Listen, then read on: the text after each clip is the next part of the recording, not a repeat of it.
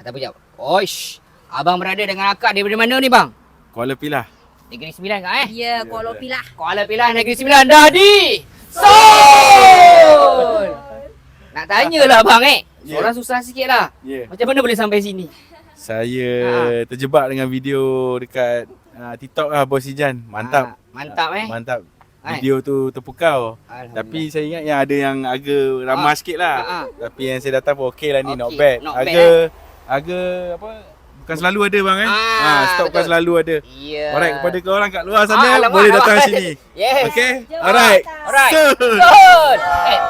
Belum ni akak ni pula kita nak tanya akak.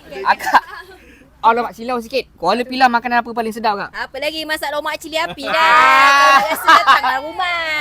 Dan masakkan. Alamak. Ayam salai apa-apa je lah. Kan?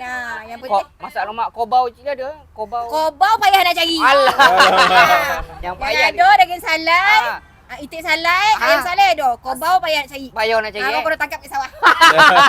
Alamak. Tapi dah tak apalah. Tapi kalau kita orang datang rumah akak, kita nak pergi nak lepak kat kedai, nak lepak rumah akak dengan abang. Boleh Boleh, mantap. Boleh. Kita orang ada view sawah. Alamak. Ada kambing. Pinggu je tak ada. Tak ada Okey lalas akak lalas. Kita jerit kuat sikit akak Alright. So alhamdulillah dari mana tadi abang akak ni? Negeri Sembilan, Kuala Pilah, Tanjung Ipoh. Okey. Dah di So Terima kasih bang. Allah meriah. Alhamdulillah. Ini kalau 10 orang datang, bergegar saja punya gudang ni. Ayam dan topeng.